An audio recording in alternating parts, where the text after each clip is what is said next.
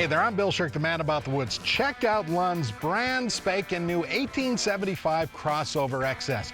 Right now, this is Rapid Marine's hottest selling Lund boat.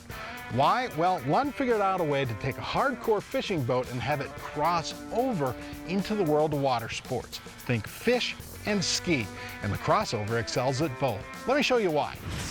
First off, the Crossover series comes in two boat sizes, the 1875, which is 18 feet 10 inches, that's the boat we're checking out today, and also the 1775, which is 17 feet 10 inches. Now, Lund was very smart in designing this boat. The boat, motor, and trailer equal 22 feet long. That means the rig fits into most standard garages. By the way, the 1875 can take a 175 horsepower motor. That's a ton of power and speed. Let's get on the water and check out the rest of this boat.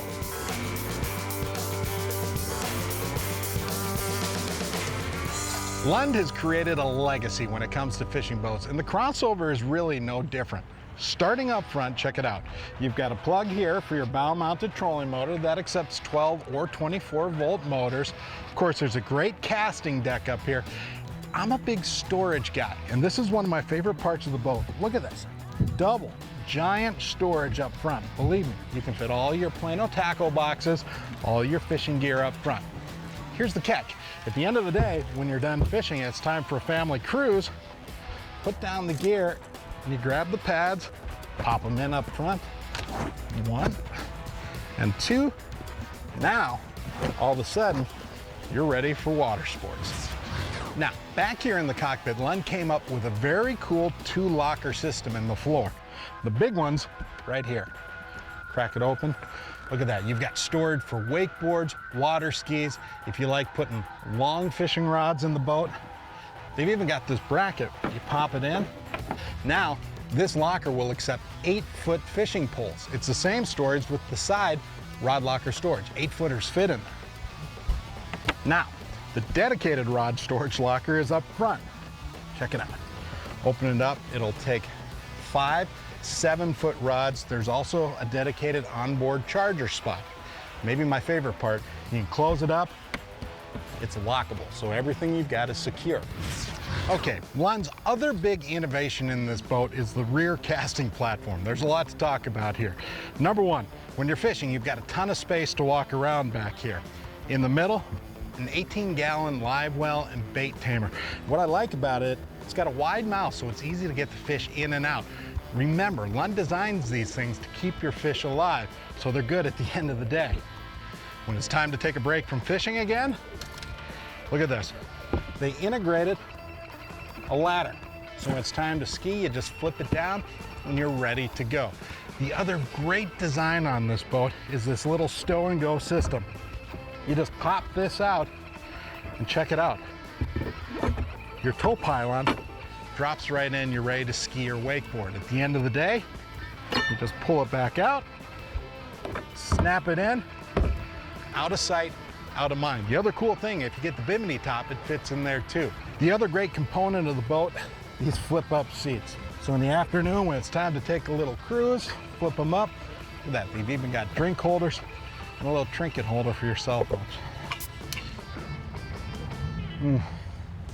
I think I'm ready for a boat ride.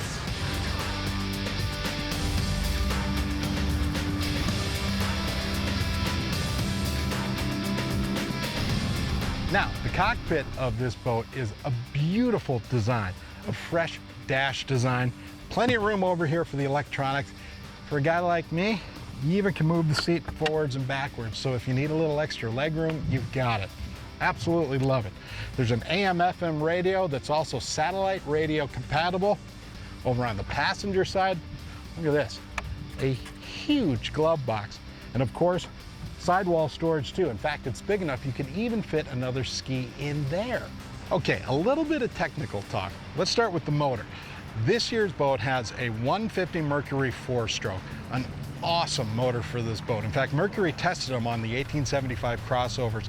Top speed, get this, 48.6 miles an hour. That's a ton of speed and power for when you're out doing all your water sports. Also in the boat, a 32-gallon tank, so you can fill up with gas and run the boat all weekend. The Crossover XS also incorporates Lund's benchmark IPS hull design. That flat pad and back reduces drag and delivers clean water to the prop. The reverse shines get the boat up on plane quickly and keep a stable ride at speed and in those turns. Also, the IPS strakes and rails push water and spray away from the boat, not up and in. Fish, ski, keep the family happy. The Crossover XS series does all three. Get to Rapid Marine to schedule your walkthrough or check the boats out online at rapidmarine.com. And when you stop by to shop, make sure you tell them the man about the woods sent you.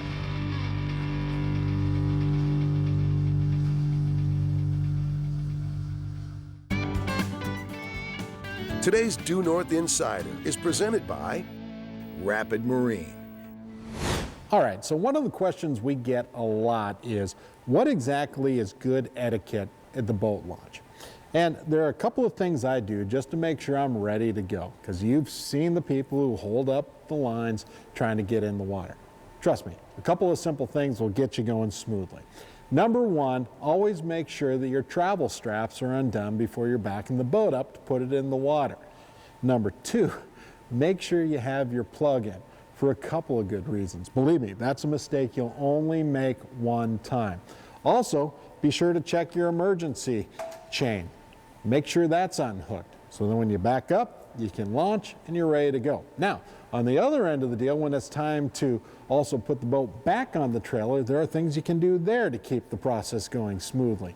One of the biggest mistakes we hear about, and I see a lot, is people who park their boat at the launch dock and then go to get their truck. Well, the problem is their boat's parked right in the way of where other people are trying to launch and take their boats out. Make sure you park off to the side when you go over to get your truck.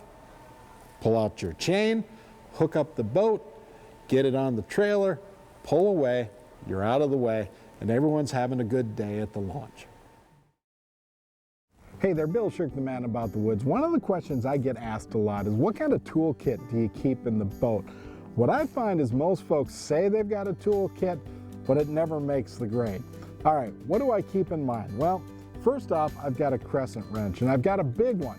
It does a couple of things. It can work as a prop wrench for you. Also, you know, they always talk about the nuts on your boat trailer tend to be a little different size than many of the wrenches.